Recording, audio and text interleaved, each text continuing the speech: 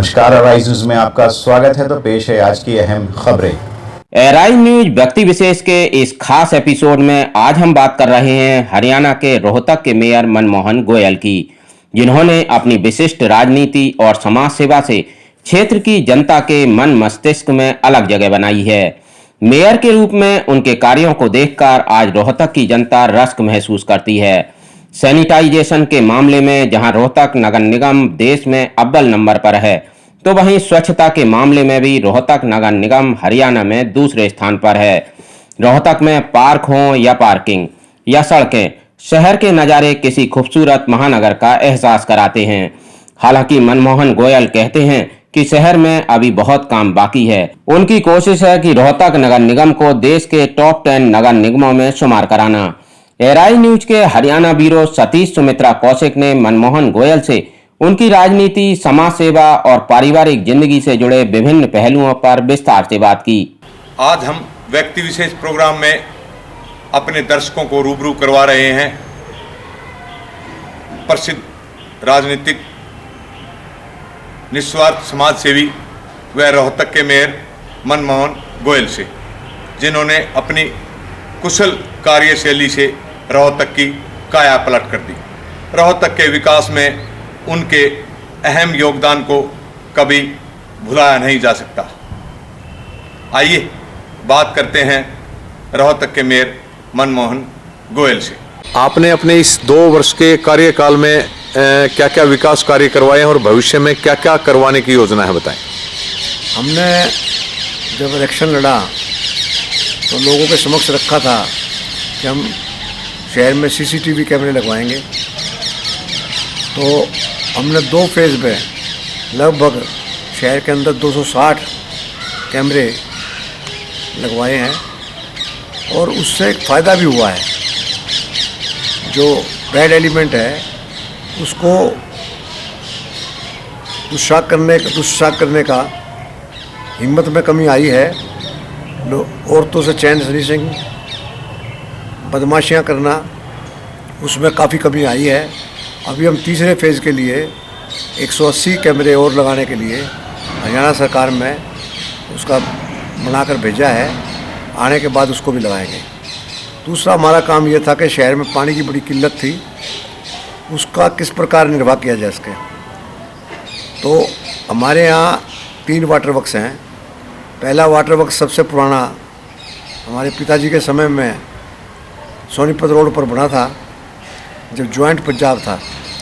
जब से लेकर आज तक उसका टैंकों की सफाई नहीं हुई थी। हमने टैंकों की सफाई कराई और उससे फ़ायदा ये हुआ कि जो टैंक मिट्टी के आधे आधे भर गए थे, पौने पौने भर गए थे, वो खाली होकर अब पूरा पानी आता है और हम नहर जाने के बाद भी उससे काफ़ी लंबी सप्लाई देने में समर्थ हुए हैं। अभी उसका काम पूरा हुआ है। 2 नंबर झज्जर रोड का सफाई का काम शुरू कराया है। फिर हम तीसरे नंबर का कराएंगे ताकि शहर में पानी की सुविधा पूर्ण हो सके। और एक वाटर बक्स भी आदरणीय मुख्यमंत्री जी ने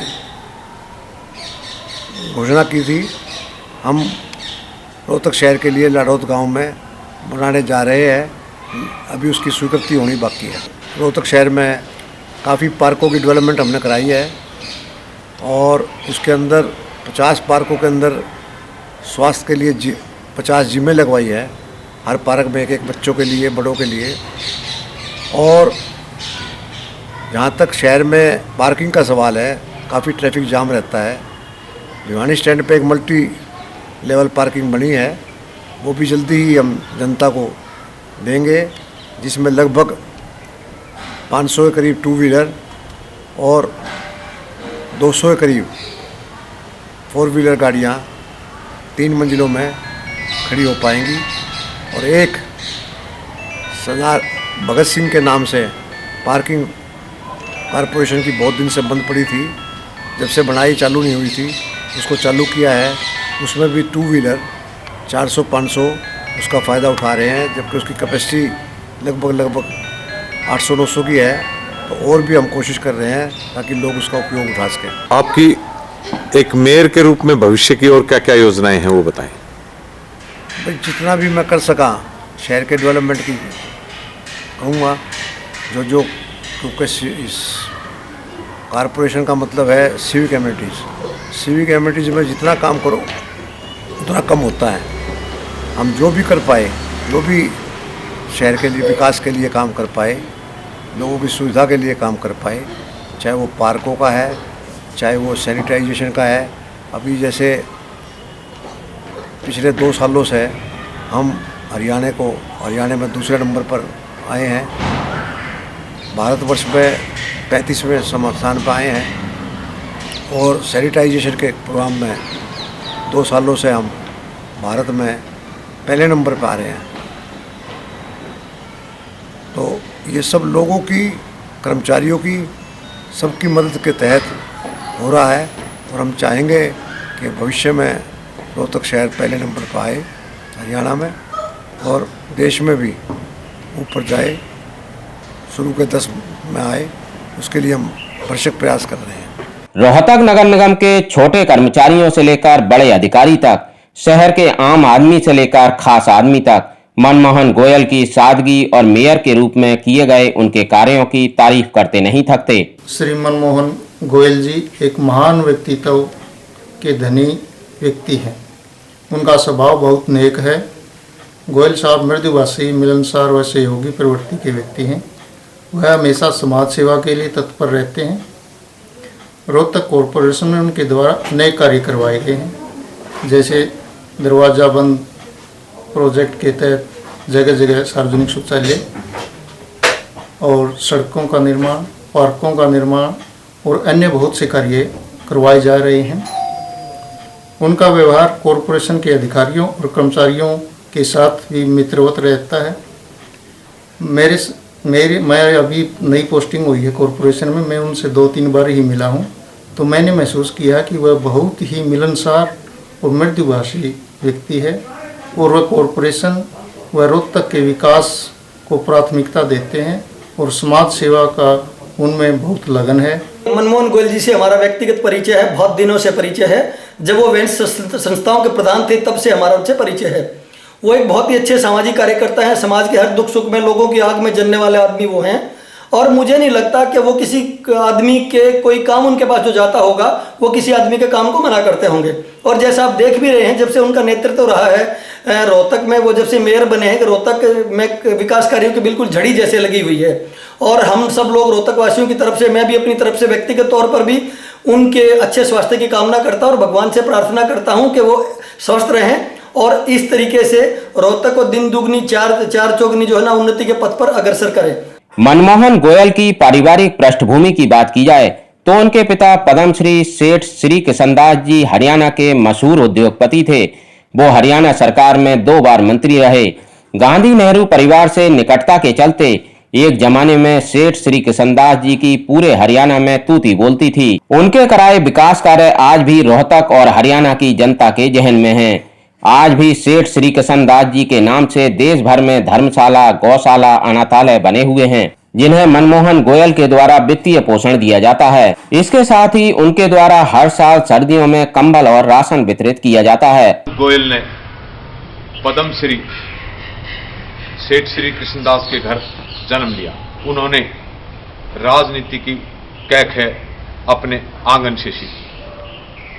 उनके पिता इस क्षेत्र में प्रसिद्ध समाज सेवी व ईमानदार राजनीतिक के रूप में जाने जाते थे। मनमोहन ने उनके पद चिन्हों पे चलते हुए उस छवि और निस्वार्थ समाज सेवा की परंपरा को बरकरार रखा है। हमारी वृंदावन में धर्मशाला है, हरिद्वार में धर्मशाला है, बनारस में धर्मशाला है।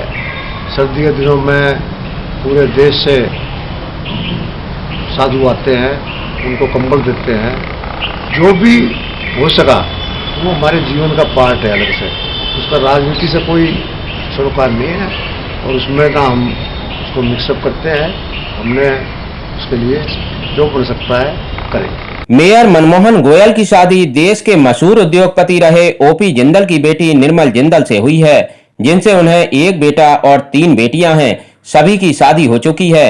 मनमोहन गोयल के बारे में उनकी पत्नी और बेटे का कहना है कि राजनीति और समाज सेवा के साथ ही उन्होंने अपने पारिवारिक दायित्वों को भी बखूबी निभाया है। मेरी शादी मनमोहन जी के साथ 1972 में हुई थी। ये बहुत ही सरल सीधे आदमी हैं। जितनी इनकी बड़ाई मैं करूं उतनी कम है। इनका हमेशा यही रहा कि मैं गरीबों की कैसे मदद करूं, कैसे मैं सेवा करूं हर आदमी की। और इसीलिए उनका मन था कि पॉलिटिक्स में जाके ज़्यादा लोगों का मैं भला कर सकता हूं। और बच्चों के लिए तो ठीक है, पिता के रूप में बहुत अच्छे हैं, पति के हिसाब से बहुत ज़्यादा अच्छे हैं, बहुत ईमानदार है। मुझे उनके ऊपर बहुत ज़्यादा गर्व है। एक आदर्श पिता हैं, बहुत नरम स्वभाव के हैं। गुस्सा करे बिना भी खाली आंखों से ही समझ में आ जाता है कि गुस्सा करना चाह रहे हैं, गुस्सा करते नहीं हैं। बहुत कुछ सिखाया है, शुरू से उंगली पकड़ के चलाने से लेकर फैक्ट्री चलाने तक हर चीज़ सिखाई है। आज राजनीति का जिक्र आते ही साम दाम दंड भेद की नीति स्वतः ही दिमाग में आ जाती है, जहां भ्रष्टाचार भी है, हिंसा भी है और स्वार्थ भी। लेकिन मनमोहन गोयल ने अपने पिता की तरह राजनीति में उच्च मापदंडों को बनाए रखा है। उनके लिए राजनीति सेवा का माध्यम है।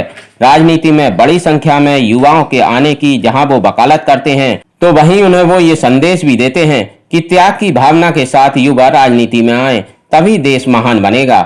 भ्रष्टाचार चरम पे है। मनमोहन गोयल की छवि पे विरोधी भी शक नहीं करते।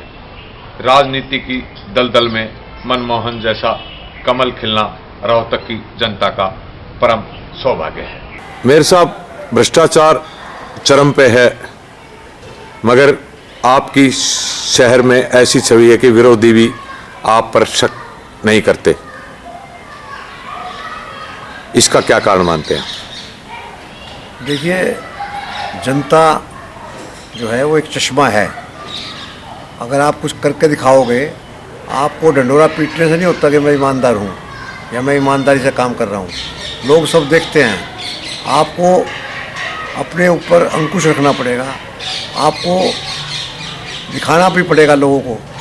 कहने से बात नहीं है कि उसमें साफ सुथरे तरीके से जनता की सेवा हो रही है, तो लोग उसको अपना आप समझकर उसका इम्तिहान लेते हैं और उसके नंबर देते हैं। आज के युवा की राजनीति में बहुत ज़्यादा रुचि है। आज के